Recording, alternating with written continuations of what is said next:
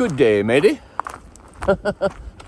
I'm not in Australia, but I sure could use some old crock Australian sharp cheddar cheese. Good morning, everyone. What is this, day 4 in Shenandoah? 25 miles, or maybe 23, I can't remember which, from the northern border of Shenandoah. Either we'll be finishing today or camping right at the border. Haven't decided yet. It's obviously really early. I'll change my mind 15 times before then anyway. But it's definitely cold out today, but not as bad as yesterday. Puffy's already off. I do have the rain jacket on because it also breaks the wind, and it is still windy in some areas, and a cold wind at that. So going to be going through the area that was just burnt, that was shut down as of a week ago with fires, and looking forward to see what that looks like in the damage, and also some summiting and the last 3,000 footer until Massachusetts. So it's gonna be a great day. It's cloudy right now. It was sunny 10 minutes ago, but that seems to be the story over the last 3 days. Sun, clouds, wind, snow, wind, hail. Woo! Keep you on your toes. But it's going to be a great and beautiful day with some good mileage. Day 5 fortune. Jeez, can't you count?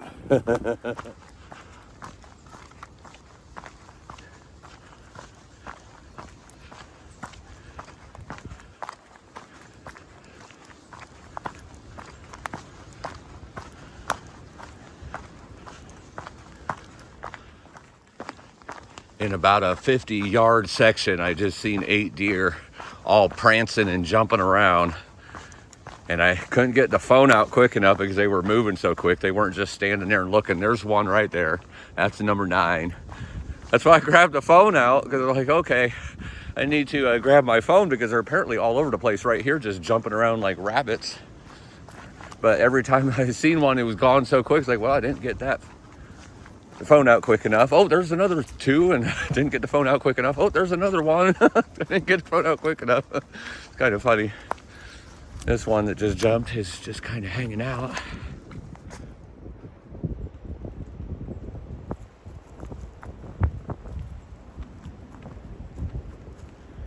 Good morning.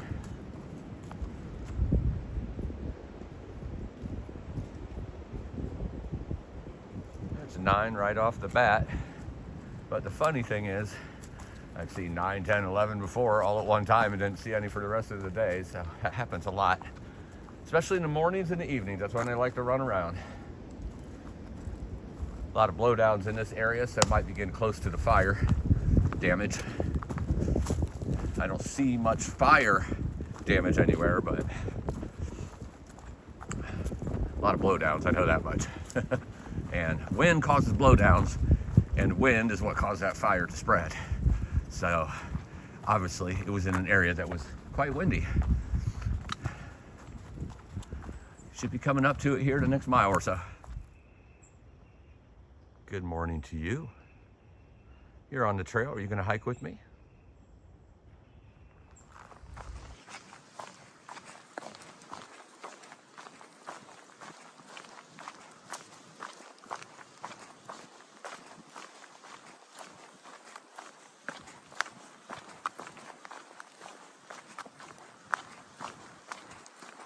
Standing on the summit of Pass Mountain, all socked in with trees. Not too windy up here on the summit, a little bit on the climb up. Beautiful day. The clouds have kind of rolled out, except in that direction a tad bit, but the sun is shining with some nice cumulus clouds, but those cumulus clouds are moving quickly, so you never know. Might be one of those partly cloudy, partly sunny, partly snowy days. But right now, it feels pretty good. It's all socked in with trees, not too many views, but it's still beautiful nonetheless. And Pass Mountain is in the bag.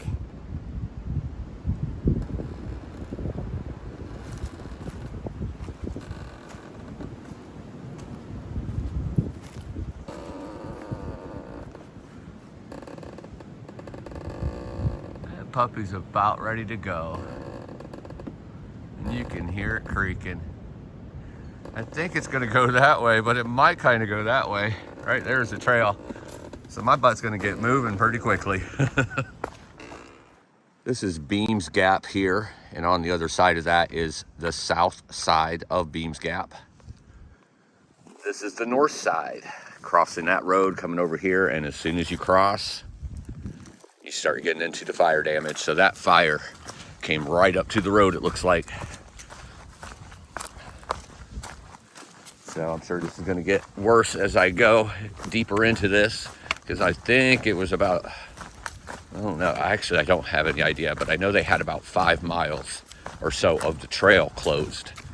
And about that same for Skyline Drive, I think was closed as well. As far as square footage of the fire, that I don't really know. But as you can see, it comes right up to the trail, comes right up to the road.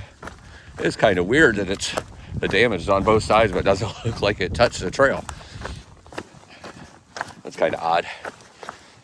But I'm sure it's going to be a little bit more as I go along here. So far, the damage is kind of sporadic. Like here, you got quite a bit. But then you'll have sections where, you know, it doesn't look like it's been touched at all. Now, obviously, I just got into it, so I don't know if that's going to look like that the further I get into it, or this might be as much as it looks. And I'm not trying to minimize it in the least bit. Obviously, as you could see, came right up to the trail, came right up to the road. So I see why they had to shut everything down until it was controlled. And it was only 10% controlled for the longest time. I'm not, again, not trying to minimize it. I guess I'm just used to a little bit different type of forest fire out west.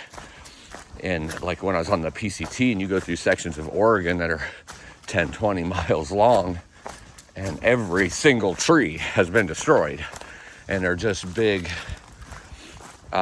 smoke, scarred, no vegetation trees standing up. A little different than here, because you still have trees like here. It's pretty big damaged area right here. But you still have some trees that made it and are alive, but you have other trees that are damaged. It could fall at any moment. So it's still a lot of damage. And you could still smell the scars, or the smoke and the charred wood and everything. It obviously is recent. I think they just, what was it? They just opened the trail like a week ago again. So this is very recent. There's sections of the PCT that were closed for like 2 years that I just walked through right after they'd opened it. And you could still smell the charred wood and see damage like you were in an apocalyptic scene from a movie or something.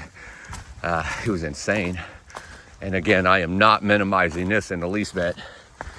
It just looks a lot different. But I think I'm getting into more of the damage area now, because definitely smelling it stronger, and it looks like it's more prevalent in all the areas. But at least it didn't take all the trees down. That's a good thing. It will grow again and, you know, be beautiful. Obviously, it's beautiful now, but it will grow and be beautiful again in the midst of the death that the fire caused. Definitely more of a burn section here than when I first got into it. Pretty strong smell. Could definitely see why they had to close it. You couldn't walk through this when it was smoking or on fire, because it's right here at the trail. But it does, I'm intrigued a little bit on how the forest fires out here, it doesn't get everything, and out west, unless it's just purely because of elevation, it's like it destroys everything in its sight. Here, it doesn't seem to get everything, but I don't know.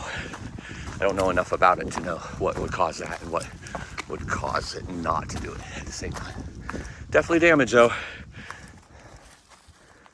Still beautiful in a totally different way, for sure.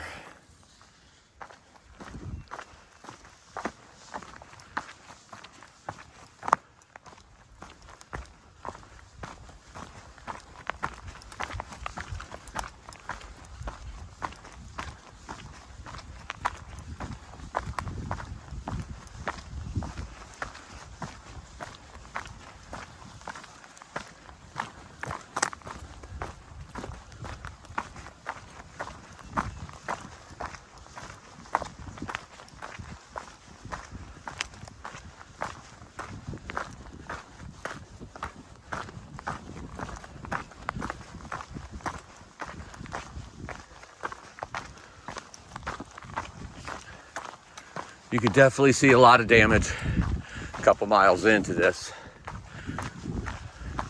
The good news is, like here, you have some trees that have minimal fire and charred wood at the bottom, bark. There's not too many trees that have been fire damaged that are standing though. That's a good thing, because that means there's not as many widow makers and trees that can fall in a big windstorm or anything. I mean, there's definitely some damage on some of these, you know, like here, it's the bottom part, this one, but not to the point where it like charred the whole tree to where it's weak and just could fall over. So that's a good thing. A lot of the stuff that's on the ground, the blowdowns and everything, is burnt and destroyed, but it already was down, so that's a good thing. Like I said, out west, so like you could have hundreds or thousands of trees just standing that are completely destroyed, and you just know that the big windstorm is going to knock dozens of those over. You just don't know which ones. It can be a very scary thing, and I'm not saying that this wouldn't be scary in the least bit. Just it's not quite as bad, so you could feel safe walking through here is my point. For those who's coming up behind me that might be wondering that, it definitely is damage, and as you can see, the deeper I get into it, the more damage it is. That fire was definitely prevalent in this area right here. It's pretty much totality of the ground. A lot of areas up until here, it was just, you know, a section here and a section there, but this looks like the fire was everywhere. See, like this one here, that's completely burnt all the way up. So I don't know if they came down or came out and, you know, got rid of some of those trees that might have been burnt and standing up, or if it just didn't, you know, get that high with the flames. I'm not sure, but as of right now, at least, you can feel pretty safe walking through here. Now, it is a really windy area, and that's how the fire started, actually. Well, not how it started, but how it spread, because it's a really windy area and the winds were just kicking it every which direction. It actually started from a windstorm though, from what I've heard from several sources and locals and such, that it started from wind knocking down a power line and the power line catching trees on fire, and then the wind just spread it like crazy. So I think about that sometimes, I'm not gonna lie, when I'm walking underneath those power lines, like in the middle of nowhere in the mountains. Like, man, I'd hate for that to fall down in a storm when I was camped next to it or close to it. So I try not to camp too close to it. You can definitely smell it. It smells almost more like a campfire or something. It's not a strong odor. You know, like sometimes it can smell like a house that burnt or something like that soon afterwards. It's not too strong. Now, a warm day might bring that out to be stronger. It is still quite chilly. The wind is blowing the scent around, so could be blowing it away from me. I'm not sure. But it's quite damaged. Must have been some fire, that's for sure. Could totally see why everything had to be shut down, because it is definitely a damaged area.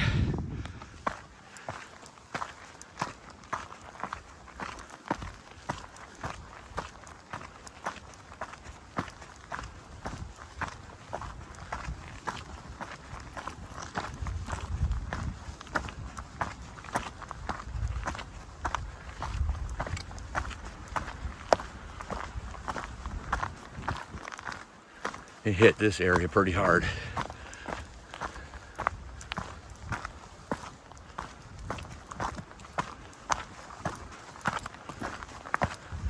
It is still so beautiful though. I don't know, I'm a weird nut, I guess. I find beauty in even this. It is so beautiful. And it will live again. It will come to life again.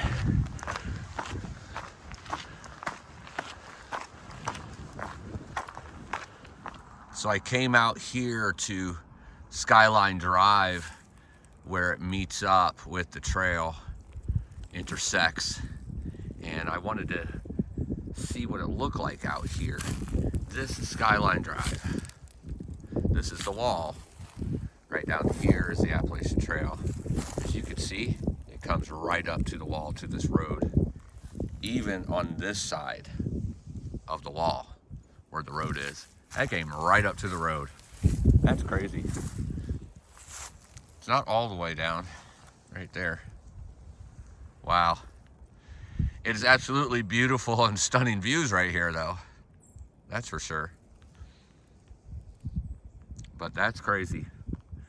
That fire came right up to the road. No wonder they shut everything down. Wonder how long we was shut down. At least a week or two, I know. Opened up right as I got to Shenandoah. Beautiful. All right, back to the trip.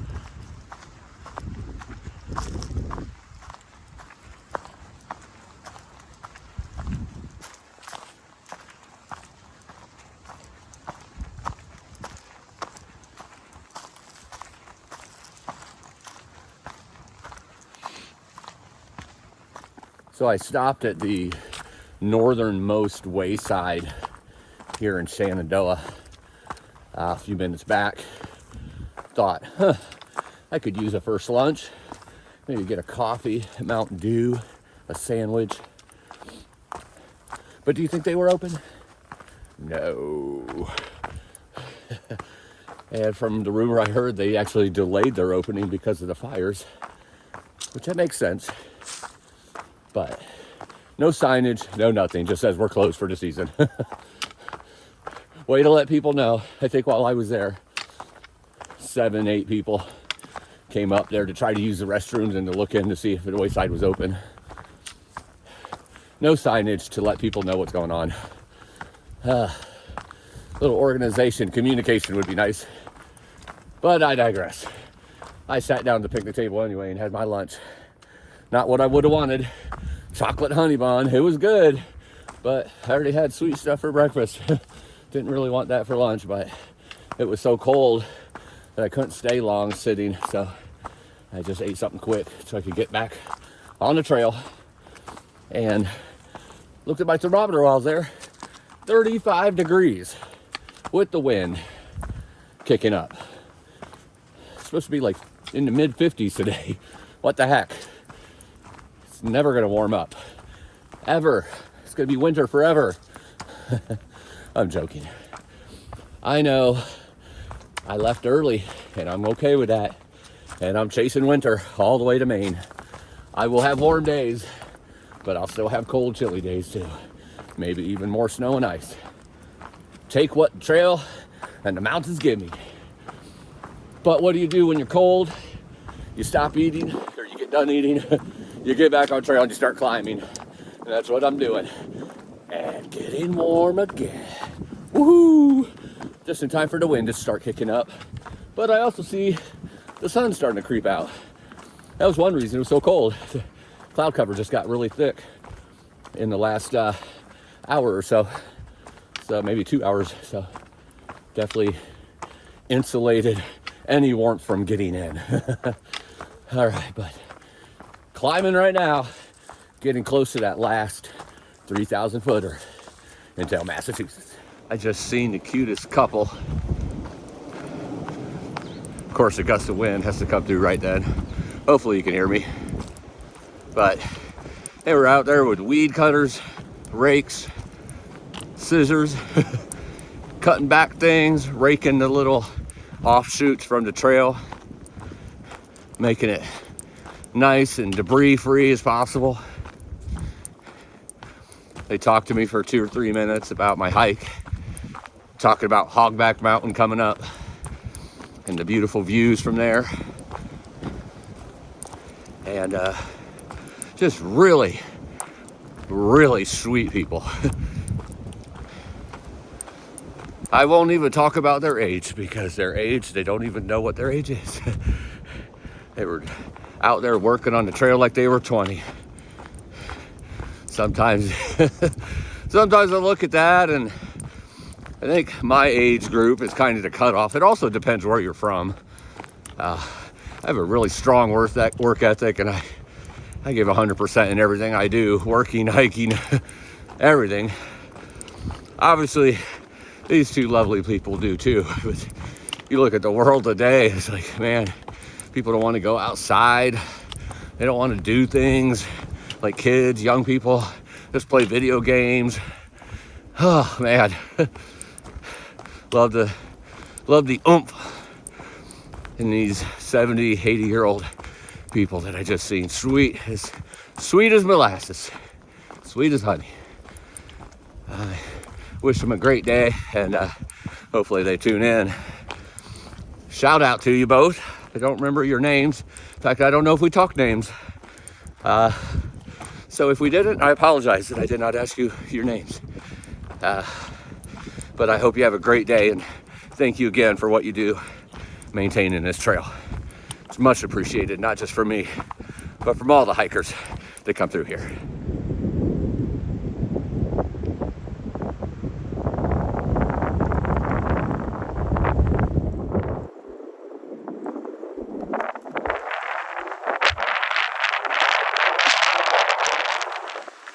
Hogback Mountain is wrapped around by the AT, and this is a side road / trail that goes up to the summit of Hogback. I think you know what I had to do. Climb this road / trail, which is very steep, especially by Shenandoah standards.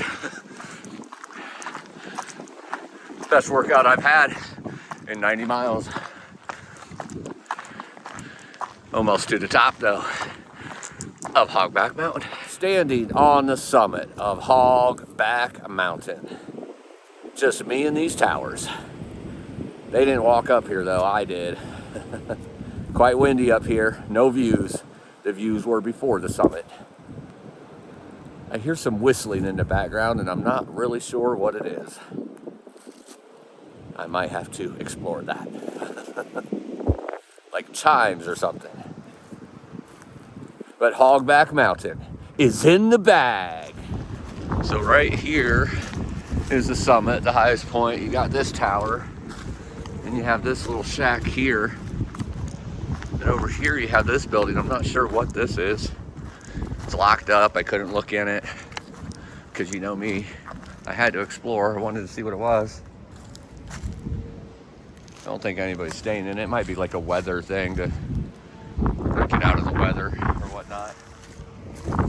I think right here in this tower is the one making that chiming noise with the wind.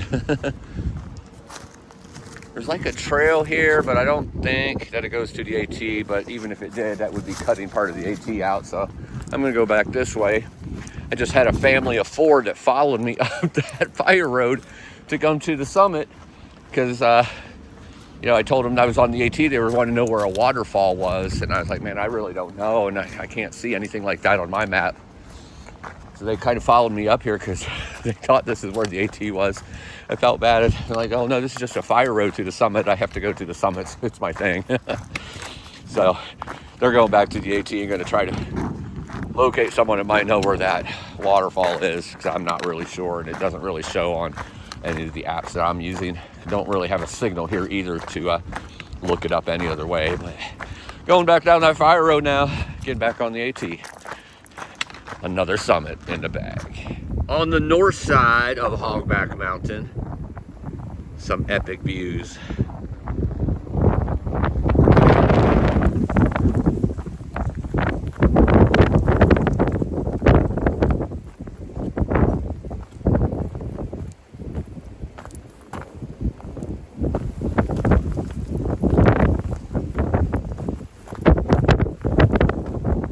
Standing on the summit of Little Hogback Mountain. The same as Hogback Mountain, except littler. And better views from the summit. And that's Hogback right behind me there. The only views over there are trees. I'm going to get out of the wind, so we're going to celebrate quickly. Little Hogback Mountain is in the bag.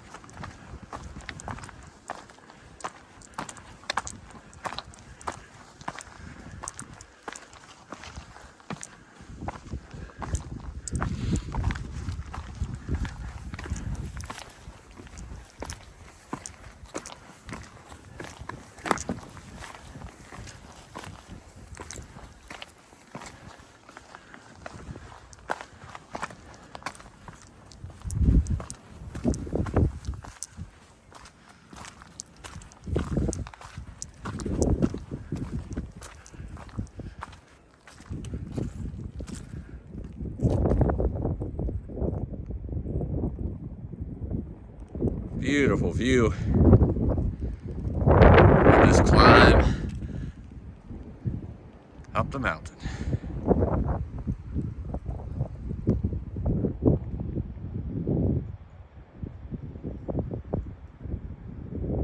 Standing on the summit of North Mount Marshall.